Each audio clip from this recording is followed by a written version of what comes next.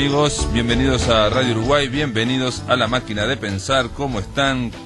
Supongo yo que se estarán recuperando del mazazo que nos acaban de dar en Bolivia.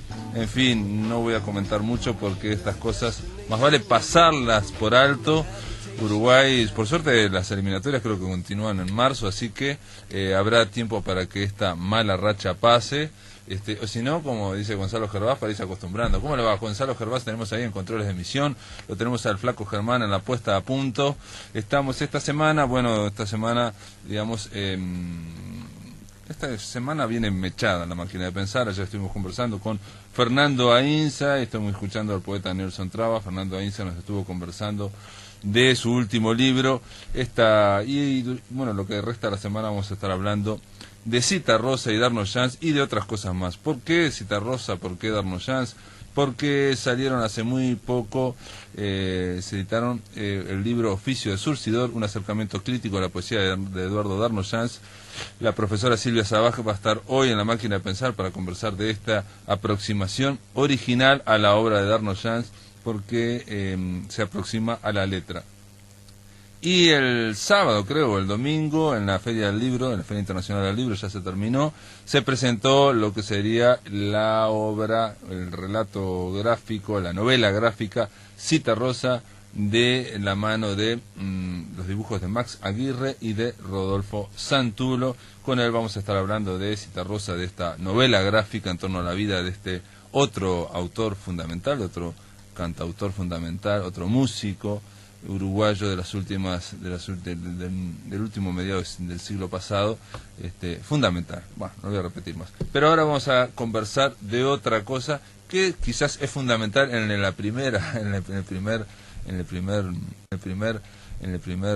mitad del siglo pasado, del siglo XX. Estamos hablando de Juana de Ibarburu. No siempre se reeditan las obras, no siempre se producen se reeditan ediciones, y en este caso voy a dar la bienvenida al poeta, al dramaturgo, al crítico, en este caso compilador y comentador, Andrés Echeverría. ¿Cómo andas, Andrés? Hola, ¿qué tal? ¿Cómo estás? Muchas gracias por la invitación.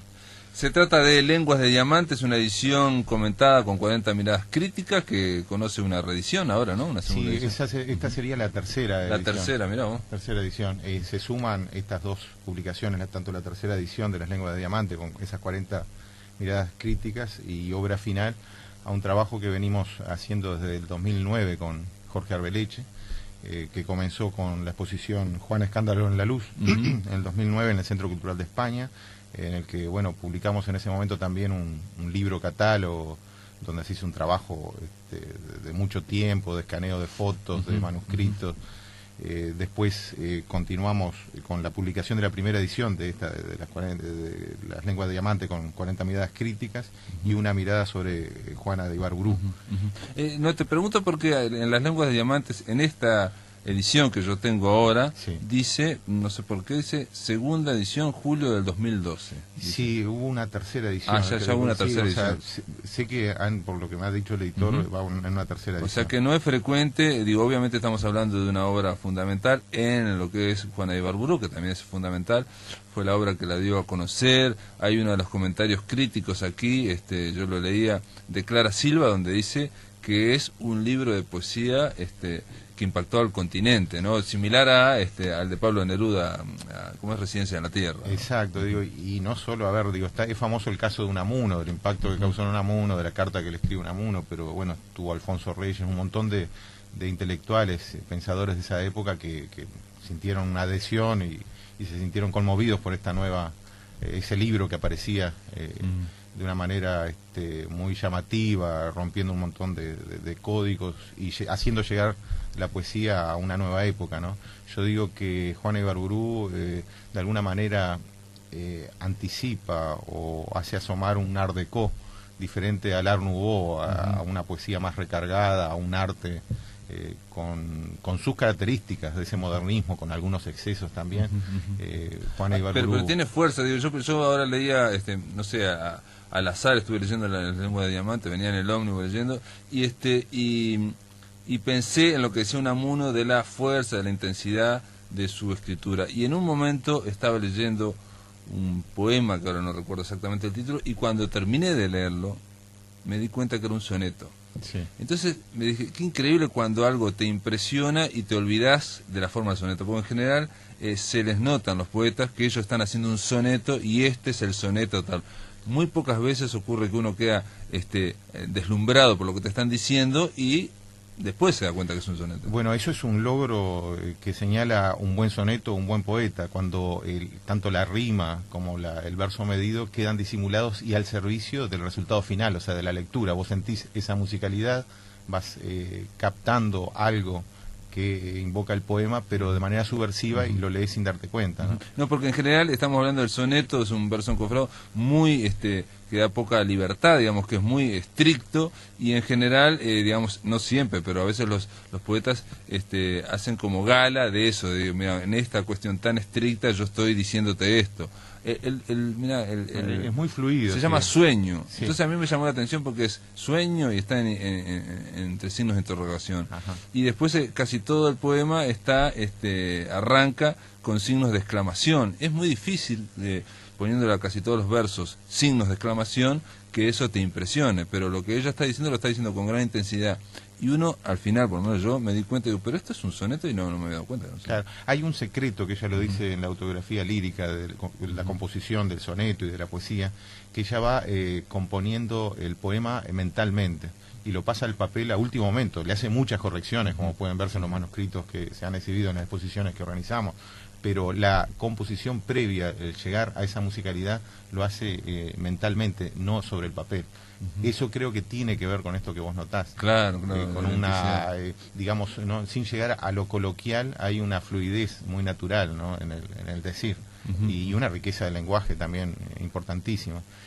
Una cantidad de elementos, la sustitución del símbolo. Yo creo que antes de Juana, en fin, había todo un montón de elementos simbólicos que llegaba de la poesía francesa. Ella lo sustituye por la carqueja, por el ciprés, por elementos de una geografía reconocible. Eso resulta muy innovador en esa época, ¿no? Cuando habla de la ciudad, habla del tango. Estamos hablando ya de... Sí, yo leía de nuevo, por ejemplo, por no sé, la enésima vez que leo Vida Garfio, y me sigue gustando, y esta vez le encontré algo similar, ¿sabes con qué? Mirá vos, una afinidad con Miguel Hernández. Digo, parece, Miguel Hernández podía haberlo leído. Bueno, es que Miguel Hernández yo creo que es otro poeta que también utiliza un verso medido, utiliza una composición muchas veces clásica, e incluso sale de una octava real, de un tipo de composición poética que Juana lo utiliza en algún libro también, como en Azor, y sin embargo es totalmente disimulado. Lo que uno ve es la intensidad del mensaje, del trabajo con el vocabulario. Eso es lo que queda y eso es lo que hace válido a un poeta, ¿no? Digo, todos los recursos de la poesía, de oficio de la poesía, tienen que estar disimulados y al servicio del resultado final, ¿no?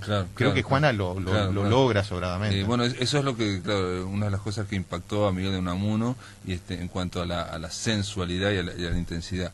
Sí. Amigos, quiero decirles que vamos a regalar aquí en La Máquina de Pensar, cosa que no hacemos nunca, Las Lenguas de Diamantes. Las Lenguas de Diamante, es una edición comentada con 40 miradas críticas, coordinada por Andrés Echeverría y Jorge Arbeleche.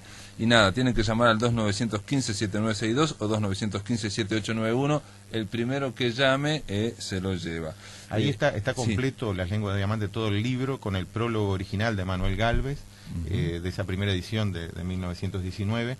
Y logramos reunir tanto algunas opiniones históricas, como la de Ángel Rama, donde considera que Juana era merecedora del premio Nobel, bueno, por supuesto la opinión de Unamuno, Alfonso Reyes, y algunas miradas muy cercanas, como Rafael Courtoisí, como Gerardo Ciancio, como Mariela Nigro, Juan Francisco Soca, un montón de escritores y poetas de la actualidad que también hacen su...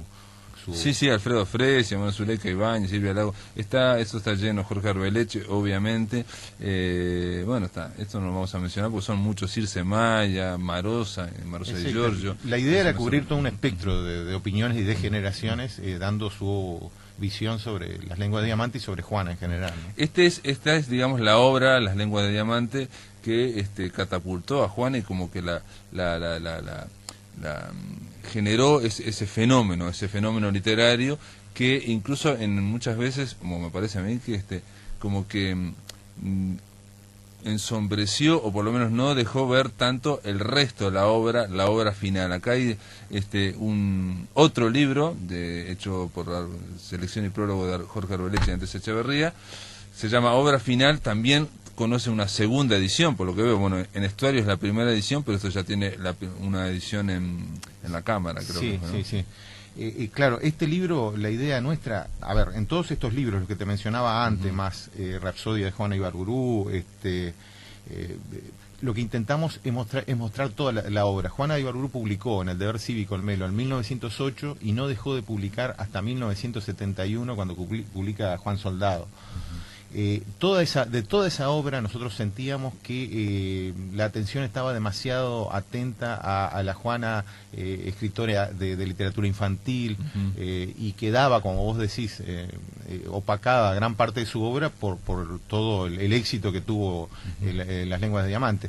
Y bueno, y tampoco es de obviar que hubo un ejercicio, digamos, generacional que en algún momento se olvidó de algunos de los escritores de la generación del 30 o de los años 20, 30. Sobre todo cuando ella produjo y editó en 1950, por ejemplo. Esos libros no fueron reseñados. Solamente, mira, Idea Vilariño reseñó Perdida, el libro Perdida, pero los demás, a pesar o en las circunstancias de que ella seguía teniendo mucho éxito en el exterior, de alguna manera recibía premios, medallas, reconocimientos, plazas con su nombre, calles con su nombre, escuelas con su nombre en el exterior.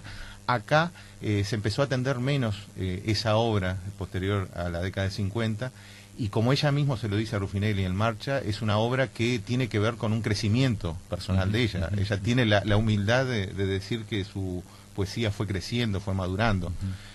Insólitamente, o nos parecía que no era justo que esa obra final, como le pusimos de título. Son selecciones de los últimos, por ejemplo, de Perdida, aquí hay, ¿no? No, está completo. Está el libro Perdida completo. Perdida, el poemario Perdida, Elegía, La Pasajera y Diario de una Isleña, los 4 libros están completos. Ahí más los prólogos que hicimos con Jorge, ¿no? En mi caso intenté hacer un prólogo biográfico. Diario de una Isleña, La Pasajera y Perdida. En el caso de Perdida, que fue editado en 1950, yo recuerdo que Alfredo Fresia había dicho que para él era uno de los grandes libros de la literatura uruguaya. Yo creo que sí. Digo, a ver, no quiero ponerme parcial, pero es el libro. Ella no había publicado desde 1930, que había publicado La Rosa de los Vientos. Pasó 20 años sin publicar, sin hacer un poemario completo. Y ese libro recoge aparte otra Juana. La década del 40 para ella fue muy dura. En 1942 falleció el esposo. Comienza esa sonada, ese consumo de medicamentos que la dejan en una situación muy... de alguna manera muy marginada de un montón de acontecimientos, y en 1949 ocurre lo que para ella es más trágico, que es el fallecimiento de la madre. Entonces el libro Perdida lo que hace es recoger a una Juana más oscura, sin aquella visión que, como vos mencionaste en Vida de Garfio, habla de sobrevivir a la muerte, de triunfar a la muerte. Ya es una Juana que ve a la muerte como una muralla de misterio, como dice en La Última Muerte, una Juana que ya tiene una visión distinta del mundo. También creo que influye en esa visión el acto brutal que sufrió el mundo de la Guerra Mundial, ¿no? Donde... claro, sí, todo lo que se reconoció después del Holocausto, sobre todo, ¿no? Que eso se conoció después, digamos, de la Segunda Guerra Mundial. Eso impacta de una manera pesimista, digamos. Y lo dicen varias veces. Ella compara Esparta con Atenas. Dice, ¿qué nos deja Esparta? Más que muerte, destrucción, a diferencia de Atenas, que tanto filósofo y pensamiento nos deja. Hace una comparación en varios libros de lo que es el hombre en su concepto de homicidio, de fratricida, frente a la posibilidad que da la poesía, el pensamiento, la inteligencia. No, aparte después digo el impacto cultural y bueno histórico que cuando se conoció el Holocausto y todo aquello, ¿no? El tema de la poesía, era posible la poesía después de eso, ¿no? De los campos de concentración. También ahí está el tema de que ella no deja de ser Palabras del frustrado suicida a la muerte. Eso es uno de los poemas más brutales que Brutal, hace, sí, y se trata de un poema, digo, ya el título lo dice, Palabras de frustrado suicidio de la muerte. También hay otro que estoy buscando ahora y no lo encuentro, que creo que estaba en Perdida, en el que ella dice que está rodeada de gente y ella se está ahogando, y nadie, elegía para una casa, sí. o sea, y nadie se da cuenta, ¿no? Sí, sí, bueno... Es el tema de la fama, digamos, entre comillas, y el aislamiento total. Comienza gradualmente un aislamiento hasta un aislamiento total que se da ya a principios de la década del 70, ¿no? A fines de la década del 60, principios del 70. Ella comienza a tener esa visión, pero no abandona nunca de atender al mundo. Por ejemplo, en esa misma entrevista que yo te mencionaba a Marcha, que le dio a Marcha, ella tiene una idea muy firme de lo que estaba ocurriendo en la literatura en ese momento, de los escritores uruguayos. Ella los leía, los apreciaba, los atendía. Ella habla en ese momento de la literatura de Cortázar, de García Márquez y de Vargas Llosa como los tres ejes de cómo se estaba conformando la literatura latinoamericana. Hace un análisis profundo de eso. Si bien es una Juana que comienza a encerrarse, no es una Juana que deja de atender al mundo, ¿no? No, claro, yo lo que digo es que, digamos, todas esas crisis que vos mencionaste la toman, digamos, en un momento supuestamente con fama, más allá de que en el año 50, digamos, nadie no tuvo tanta repercusión Perdida. Acá dice ella: digo 1000 veces que me estoy ahogando y solo veo alrededor sonrisas. Sí, sí. ¿No? Me estoy ahogando vertical y en medio de una avenida gris, ruidosa y lisa. O sea, esta es Juana de Ibarburu, muy diferente a la de Lenguas de Diamante. Exacto. Estamos hablando de algo muy, pasando un momento jorobado. Sí, claro, en Lenguas de Diamante viene una Juana a Montevideo con mucha ilusión. Hay que ver que lo que era una escritora en esa época era como una persona de alguna manera que se asomaba con mucha fuerza a los medios a través de las revistas que ella leía en Melo. Tenía un concepto muy idealizado de todo lo que iba a ocurrir en Montevideo, tenía todo el vértigo de la aventura de llegar a Montevideo, de tomar contacto con escritores o con paisajes de escritores que ella admiraba mucho a Delmira. Y no puede ser, Andrés, digo, en esto de que está ahogándose y que uno ve solo sonrisas alrededor, el tema de cuando uno ingresa ya casi en el mito o en un símbolo, digamos, ella se convierte ya en el año 50, ya era una poeta nacional, o sea, ya nadie la miraba como mujer o como persona, sino es el rol, digamos, cuando el rol empieza a pesar más que la persona. Y en el caso de ella, cuando está pasándola mal y dice, solo veo sonrisas a mi alrededor. Claro, es que a diferencia, incluso hay un baile de máscaras que aparece en Diario de una Isleña, que también es muy elocuente con respecto a esto, a la visión que ella tiene de un mundo que por ahí no la atiende o no comprende realmente la situación interior de ella, ¿no? Digo, sí, sin duda que alude a una situación conflictiva interior, todo eso, y que de alguna manera esa persona que logró ese éxito brutal, primero, no era una estratega, como se ha querido decir más de una vez, era una persona que logró, al contrario, sin estrategia ninguna. Yo lo repito una y otra vez, cuando lleva las Lenguas de Diamante, los manuscritos a Vicente Salaberry, lo hace con un niño de 4 años en la mano y unos manuscritos sueltos. No tiene de una manera casi ingenua, le pide que él haga el prólogo del libro. O le manda a Unamuno y le dice, alcanzale uno a Juan Ramón Jiménez y otro a Antonio Machado. Exacto. Por carta. Ahora, cuando logra ese éxito brutal, no deja de ser una persona que no le gustan demasiado las reuniones sociales. Eso es increíble también, eso es increíble, que digamos, una persona que llegó a ser una especie de símbolo, de hecho todavía pervive, digo, más allá de la poesía también tiene esa impronta, sus textos, que en el fondo se atimea, es increíble. En absoluto, hay un montón de anécdotas de ella escondiéndose de cuando venía una persona a veces a saludarla.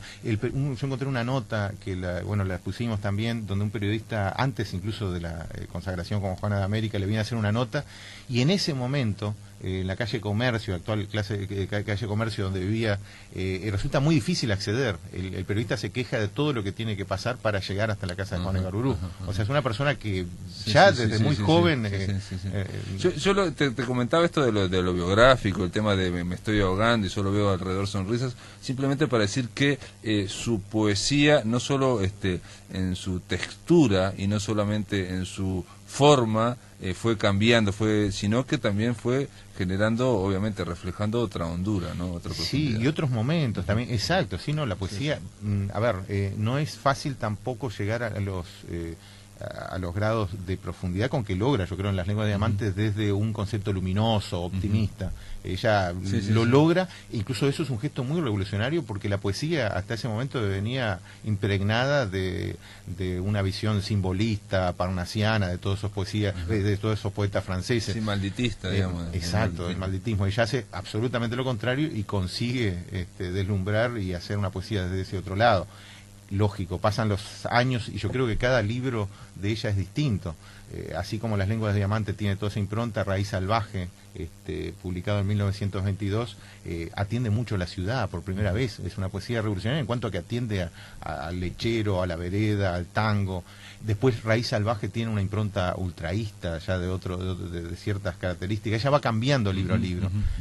A partir de Perdida, ella tiene quizás una visión un poco más pesimista de la muerte, que tiene que ver con eso que hablábamos del mundo, pero cada libro también es diferente. Claro. Azor trabaja la octava real, Oro y Tormenta, el soneto, ella reúne todos los sonetos en Oro y Tormenta. Cada libro tiene sus características. No, pero en el caso, digo, de obra final, es una obra que en general no se conoce tanto, está Perdida, está La pasajera, Diario una isleña, y no me deja de sorprender, no, pero me parece notable que en un momento que dicen que la poesía no se vende, porque no se vende, bueno, que Juana Ibarburú sigue caminando entre los uruguayos, y estos dos libros, uno conoce una tercera edición y otro una segunda edición. Y de los otros, lo que te mencionaba, hemos tenido la buena respuesta de que, bueno, el libro catálogo es imposible conseguir. A mí me quedó un solo ejemplar. Una mirada sobre Juana Ibarburú está agotada, otro va en la tercera edición. Rapsodia de Juana Ibarburú no es fácil conseguirlo. Lo último que supe que estaba agotado también, esa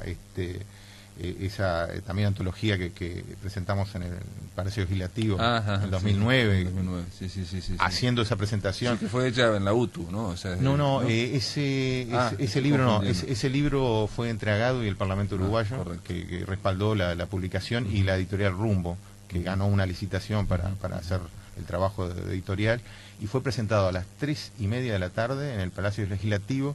Quisimos un poco hacer referencia a la misma hora que el 10 de agosto de 1929 la había consagrado como Juana de América, y se llenó. Con Arbeleche hemos tenido siempre la buena sorpresa de encontrar una respuesta. La exposición del Centro Cultural de España fue visitada por más de 7.500 personas. Cada actividad que nosotros hacíamos recibíamos una respuesta, y los libros agotados y en varias ediciones, eso parte de esa respuesta, ¿no? Muy bien, Andrés Echeverría, que no nos quedó hablar, pero hablaremos en otra ocasión, que es jurado del Te Cuento Qué, del actual Te Cuento Qué. Están ahora fallando, están ahí tratando de ver todos esos mini cuentos. Gracias por estar acá, La Máquina de Pensar, muchísimas gracias a vos. Y vamos a hablar en breve cuando esté el fallo, el 8 de noviembre. Gracias por estar acá. Ya falta poco. Falta poco. En el aire de Radio Uruguay, La Máquina de Pensar.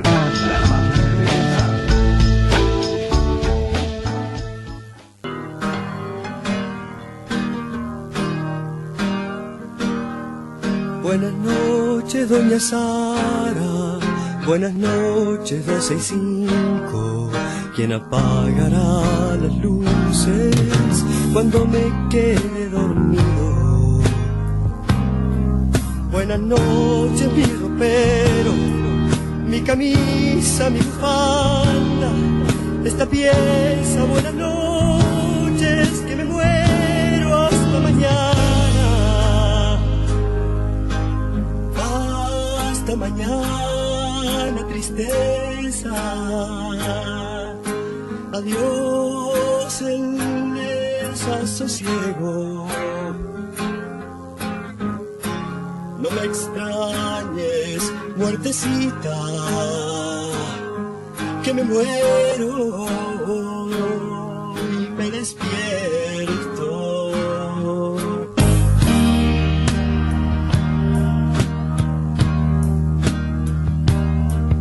Yo soy el que ya se duerme, el que se quedó dormido, pero solo se sueña despierto y no conoce el olvido.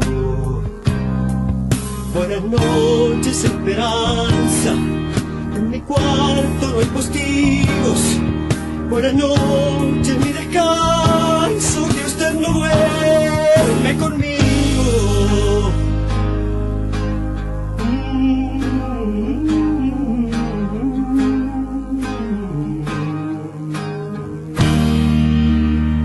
Buenos días. Este era Eduardo Darnoyans, el tema era Buenas noches, del disco Surcidor, y bueno, es el pretexto, es la mesa de entrada para darle la bienvenida a la profesora Silvia Sabaj. ¿Cómo anda, Silvia? Hola, buenas noches, ¿cómo estás? Bien, Silvia acaba de, hace un tiempito acaba de presentar en la Biblioteca Nacional Oficio de Surcidor, un acercamiento crítico a la poesía de Eduardo Darnoyans. Ya en el subtítulo estás dando por hecho muchas cosas. Por ejemplo, que Darnoyans es un poeta. Es un poeta. Y que lo que él canta es poesía. Exacto. Y justamente la propuesta es mostrar a Darnoyans como un poeta. Víctor Cuña dijo en esta misma mesa que los poemas de Darnoyans resisten la lectura, o las canciones de Darnoyans resisten la lectura. Y cuando uno se adentra en los textos, cuando te pones a investigar, realmente tiene poesía de gran nivel. Por eso sí es un acercamiento crítico a su poesía. Y cuando hablamos de acercamiento crítico a la poesía de Eduardo Darnoyans, lo que hace Silvia Sabaj es abordar solo las canciones que fueron escritas por Eduardo Darnoyans. Exacto. O sea, su poesía, no temas. Hay otros temas muy importantes de Darnoyans que lo marcaron, pero que no fueron escritos por él, el instrumento, por ejemplo. Claro, el instrumento estaba pensando ahora, pero en este caso está aislado, eso está, digamos, delimitado de forma tal que tu libro trata sobre lo que él escribió. ¿Sabes por qué? Porque hay una imagen de El Darno como un poeta decadente, pesimista, de muerte, depresivo. Y cuando yo me fui adentrando en la obra propia de Darnoyans, descubrí que su poesía propia es una poesía vitalista, es una poesía de amor. Él canta a la muerte y canta cápsulas, por ejemplo, pero es de Asunción Silva. O canta Manuel Flores va a morir y es de Borges. Entonces, hay un aura de poeta suicida que no es real, o que yo por lo menos defiendo que no es real. Yo creo que él arma su personaje, inventa su personaje del Darno, que andaba por los boliches, por las noches, y genera un aura. Pero en realidad, como poeta, yo lo defiendo como un poeta vitalista, como un poeta de amor. Ahí, por eso digo, de lo que está bárbaro también, por lo menos me parece bárbaro, en este, digamos, estudio crítico, interpretativo, de tratar de analizar cada una de las canciones que escribió Darnoyans, ya de pique hay una posición tuya, digamos, una posición en el sentido de, bueno, voy a tratar de probar tal cosa. Exacto. Pero lo cual no significa que se niegue, por ejemplo, cuando él habla de Señora Otra, que después lo vamos a escuchar a la vuelta, donde precisamente habla de la muerte, ¿no? Pero ahí mismo vos decís incluso que él no, bueno, lo escribe, ¿no? Sí, que no le canta, no es un canto de amor a la muerte, sino que la enfrenta, la mira, le dice que lo espere. O sea, hay una presencia cercana. No nos podemos olvidar que la muerte lo estuvo rondando desde siempre. Y a todos, o sea, es un tópico. No, pero en el caso de él, digamos, estamos hablando, digamos, como puede ocurrir, son esas contextos, esas especies de leyendas que rodean a los creadores. Digo, Horacio Quiroga está rodeado por un aura de muerte. Por varias muertes. En el Sí. caso de él, son los abuelos que se suicidan, no uno, dos, Los y después dos. en el caso de la madre, intentos de suicidio, Varios. en el caso incluso de él, mismo. ¿no? Sí, tal cual. Y en esa especie, digamos, de autodestrucción, a veces por el tema de la bebida, y bueno. Pero él dice, no es que yo le cante por amor, más bien es desencanto, ¿no? O sea, eso lo escribe él. Tal cual. Entonces, habla de la señora Otra, pero intenta delimitarlo. Y escuchamos otro tema que a mí se lo pedí al flaco, ahora lo escuchamos, Buenas noches, porque me pareció interesante precisamente por lo que decís vos, ¿no? El tema de, está escrito, yo no sabía esta canción en un momento de mucho bajón de él, ¿no? Buenas noches, y donde él dice, buenas noches, doña Sara, buenas noches, 12:05, ¿quién apagará las luces cuando me quede dormido?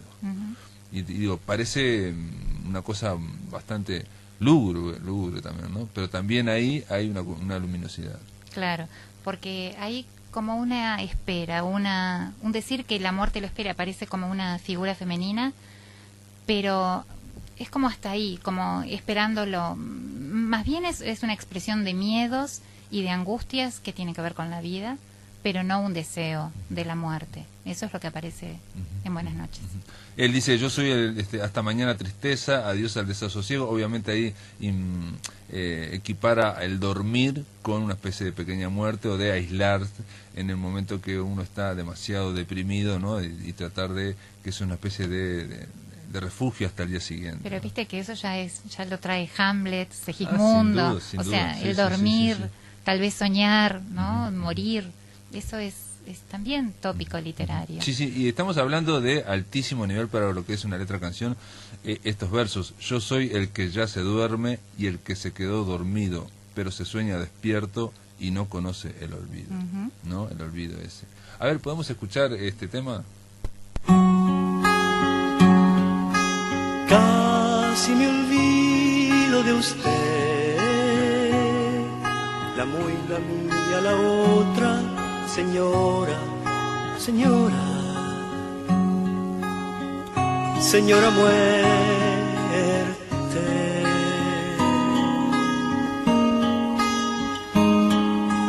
Ahora la veo y pienso que no hay nada que salvar, no hay nada, no hay nada,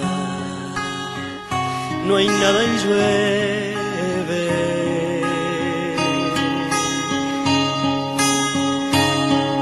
Un beso de cuchillo en mi canción, tal vez la más querida.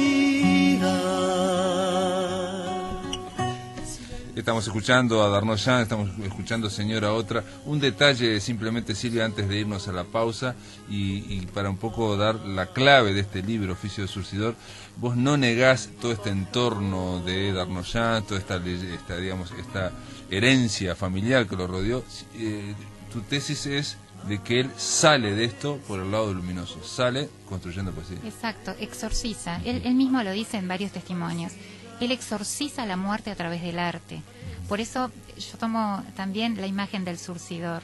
Yo creo que el surce con el arte, ¿no? va restaurando las cosas dolorosas de la vida que todos tenemos, y él en particular, a través del arte. El arte es catarsis, es exorcismo. Y él se salva, yo creo que se salva, perdura.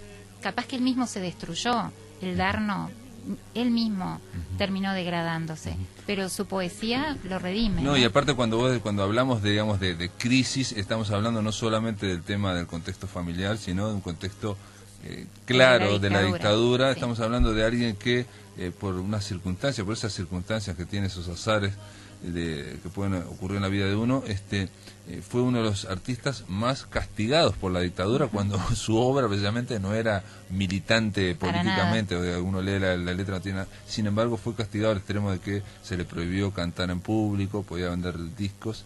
Y el tema, bueno, pero después de la pausa te voy a preguntar de dónde sale esto de la palabra surcidor, aparte del disco obviamente, que tiene que ver con un par de juegos que hacía este hombre llamado Darnoyan. Esto después de la pausa. Veloz y quieta esperando, espéreme,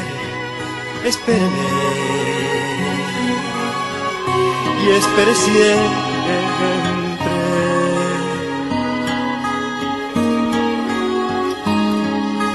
Deme su amor de olvidarme y la pasión de su adiós, esposa brumosa, tía del miedo.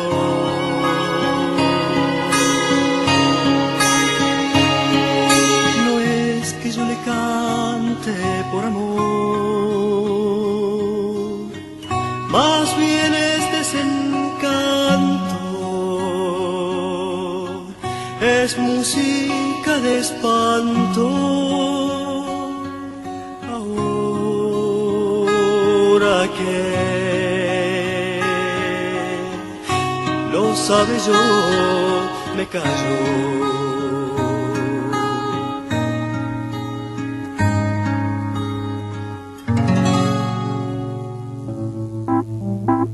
En el aire de Radio Uruguay, La Máquina de Pensar.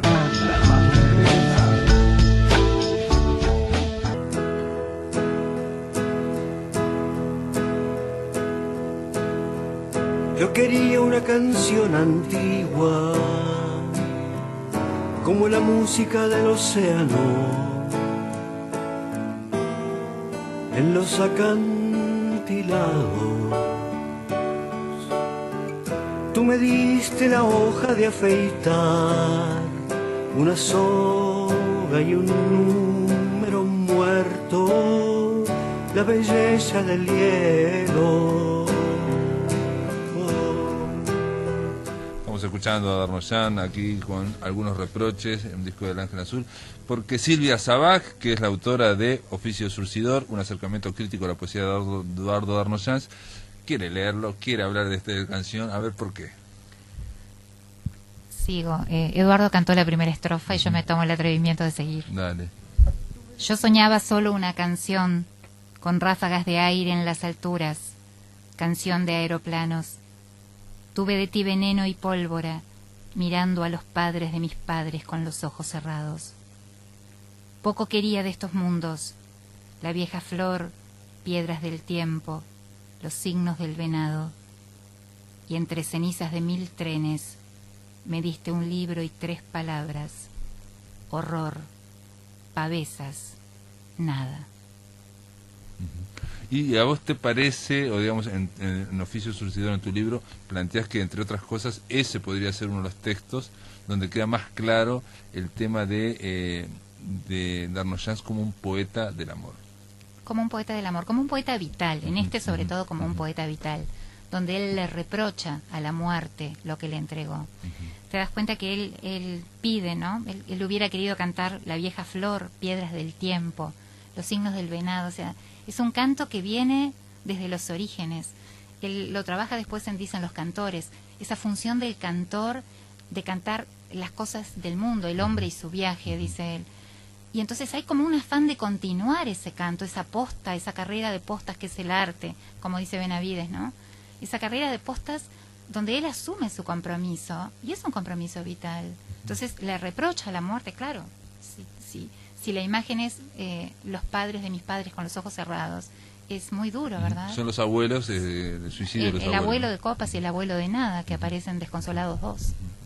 Ahora, lo que sorprende una y otra vez de Darnoyan también es que para alguien que se desarrolló, digamos, como que buscó la canción popular, digamos, las referencias que él tiene constantemente son muy eruditas, muy tienen que ver con la alta literatura o con el origen de la literatura. Sí. Vos hablabas ahora fuera de micrófonos del amor cortés, del nacimiento de la idea del amor, en aquella Francia de la Edad Media, digamos, estamos hablando de referencias que son, en principio, parecen poco populares, ¿no? Eduardo Darnoyan se forma en ese grupo fermental que fue el grupo de Tacuarembó, junto a el Bocha Benavides, y él dice, yo tuve la biblioteca de un poeta, y él se forma en eso, fue un curioso intelectual toda su vida. Hay testimonios que lo cuentan buscando en diccionarios de símbolos y en la bueno, era corrector también de oficio, entonces le fascinaban los diccionarios. Claro, y entonces hay en él toda una beta, cuando vos te metes en los textos son como un entramado, que por debajo, ¿no?, en la urdimbre de esos textos, hay lo que llamamos la cultura occidental plena. Claro, todo está ahí, y empezás a descubrir. Y yo descubrí muchísimas, y muchísimas otras me deben haber quedado sin ver. Pero los mencionás, por ejemplo, en un momento algo de un ahogado, y que eso tiene que ver con el ahogado, el cuento del ahogado más hermoso del mundo de García Márquez. Sí. Constantemente hay, los guiños van disparando por distintos lados, sí. y no son guiños muy claros, muy específicos, sino que son como pinceladas que no tienen que ver con la canción, sino que son, o tienen que ver, digamos, pero son, no son centrales, me refiero. Claro. No son centrales. Y eso que decíamos, él era un apasionado de los trovadores medievales, decíamos recién, ¿no?, que él hasta se llamaba a veces Darnaud, remedando a Arnaud Daniel, el poeta medieval, el trovador medieval.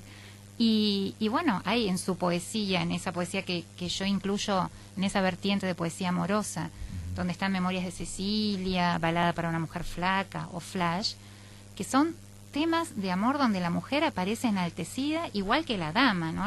La midons de la poesía trovadoresca, y en la poesía de Arnoyanz hay mucha beta de ese amor cortés. El arzobispesa, dicen. Arzobispesa de mis confusiones.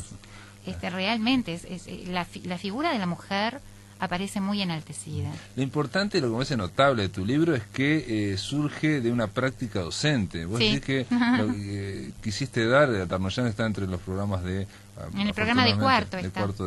Está brillante, que Bien, esté ¿no? en cuarto liceo, pero que no hay textos para, digamos, tener una base para llevar a cabo esas clases. Claro. Yo empecé dándolo en el liceo cuando aparecen los programas, y después empecé para una ponencia de un congreso que era la poesía de los años 80 al 2000, y empecé estudiándolo y se desbordó la ponencia y se transformó en un libro, pero también incentivada por mis colegas que de repente tomando exámenes trabajábamos una metáfora de Arnoyanz y me decían, y bueno, ¿y eso de dónde salió?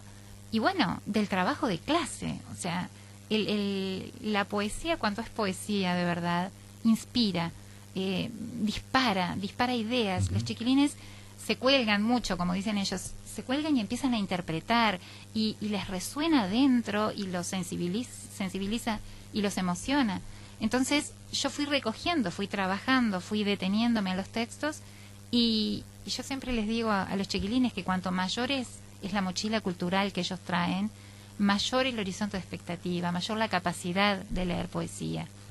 Y realmente es un trabajo fascinante. Y en este trabajo que te tomaste también de ir haciendo un abordaje de cada una de las canciones, digamos, un abordaje hermenéutico, tratando de, por un lado, de recoger datos sobre el periodo, el momento, qué quiso decir, y después tratar de leerlo como una poesía, ¿no? Y tratar de aproximarnos al sentimiento del poeta.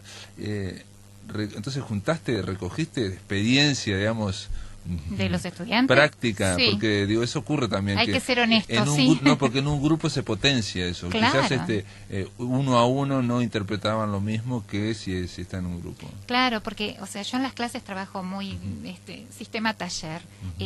Nos enfrentamos al texto y empezamos a trabajarlo. Obviamente, uno lee la crítica literaria y los va guiando a los chiquilines.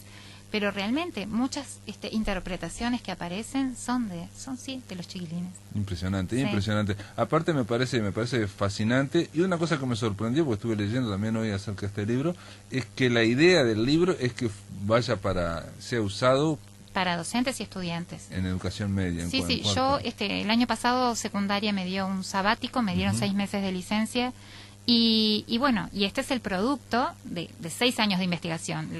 El sabático me permitió concentrarme a terminarlo, me obligó, más que nada fue eso, terminarlo. Un plazo de edición. Y bueno, y después yo me comprometí, porque los derechos de autor eran de secundaria, entonces para poder editarlo yo tenía que entregar 200 ejemplares a secundaria, cosa que me parece bien porque el libro va a ser repartido en los liceos del país.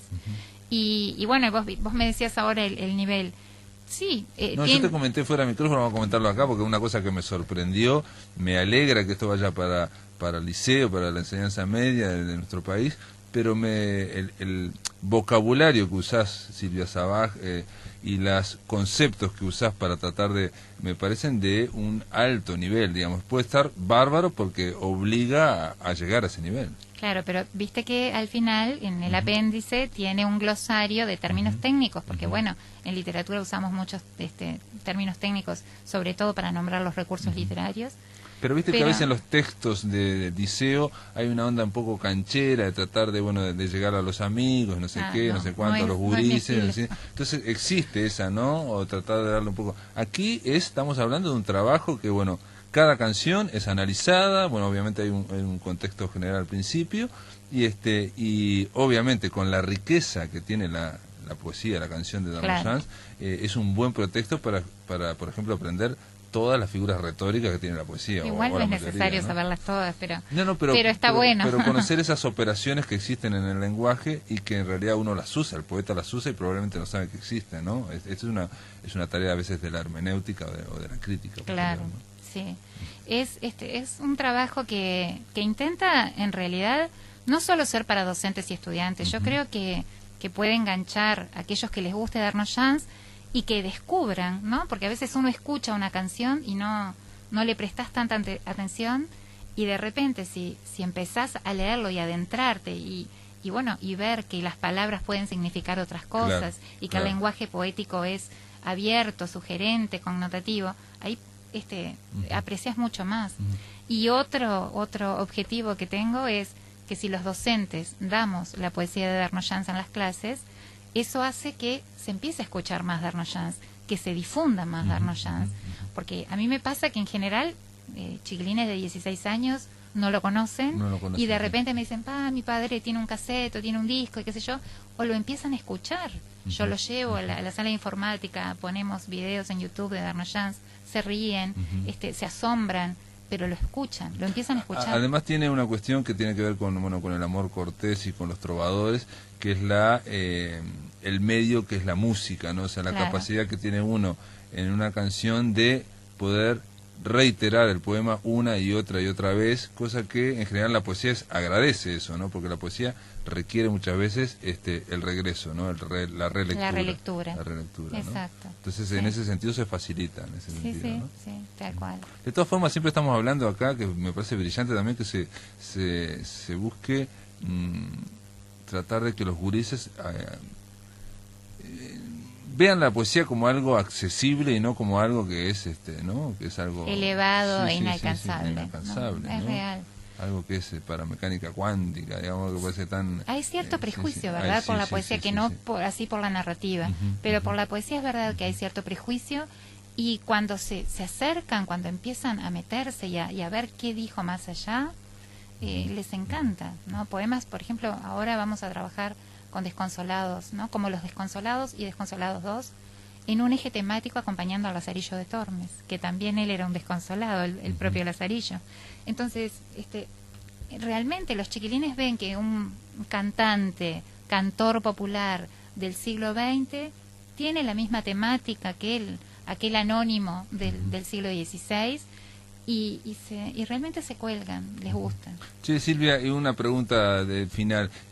Algo que te haya impresionado en todos estos años que estuviste dando a Darno-Jans, algo, digamos, de los gurises, alguna anécdota, algo que te venga ahora, que te sorprenda o que... No, en realidad me sorprenden siempre con eso de enseguida buscarle la vuelta y de interpretarlo, y sobre todo lo que los chiquilines dicen es, ¿y usted qué sabe si Darno-Jans quiso decir esto? Claro, pero eso es lo que se plantea siempre uno frente a la poesía, ¿no? Esa es la pregunta de aquel que no está acostumbrado a la poesía, es decir, ¿cómo sabes que este hombre quiso decir tanta cosa? No importa, lo importante es lo que la poesía te dice a vos, porque de eso se trata, que la poesía sea el vehículo que haga resonar cosas adentro tuyo. Exacto. Entonces lo importante de la poesía es eso, ¿no? Que te despierte. ¿Qué te dice? ¿Qué te dice a vos? Y bueno, y lo trabajamos así. Y aparte hay un ejercicio ahí de interpretación, de decodificación, que siempre sirve para otro. Igual la poesía no tiene que tener ninguna utilidad, ¿no? Pero digo, sirve... O sí, sensibilizarte, a enseñarte a leer más allá. Saber, yo siempre les digo que las palabras no son inocentes, que por algo está esa palabra y no otra. Y a veces cuando les movés un adjetivo y se lo sustituís por otro, los chiquilines te miran así, ¿no? Yo qué sé, cuando en Memorias de Cecilia dice la mañana mejor, fundada en la mañana mejor. No es lo mismo decir fundada en la mañana que fundada en la noche o fundada en la tarde. ¿Por qué la mañana? Y entonces ese ejercicio hace que cuando se enfrenten a cualquier texto, un texto político, un discurso político, puedan leer más allá. Yo creo que ese es el valor de la literatura en el aula también. De todas formas, Oficio Surcidor, un acercamiento crítico a la poesía de Eduardo Darno-Jans, tiene mucho más. Primero, para empezar, como dijimos, tiene todas las canciones que están tratadas aquí, todo el texto, que eso es importante, ¿no? Todas las canciones tratadas están acá, ¿no? Digamos. Sí, están todas. Están todas atrás para que sea fácil de para que uno pueda leer todo el texto completo, no se quede solo con la interpretación o el abordaje de Silvia Sabaj. también tiene ese glosario, bueno, de términos técnicos, de la retórica, de las figuras retóricas, y sobre todo en el caso, bueno, a mí puedo decirlo como lector, alumbra muchas cosas que uno pensaba, realmente yo pensaba que no era tan, o sea, que tuviera tanta profundidad o tanta... me hizo acordar el Siglo de Oro, lo decía yo fuera de micrófono, en el sentido de esa idea de Quevedo, por ejemplo, de tratar de que el idioma castellano está reducido al concepto, pero a la vez significa varias cosas, claro, ¿no? O sea, buscar la polisemia en todo, ¿no?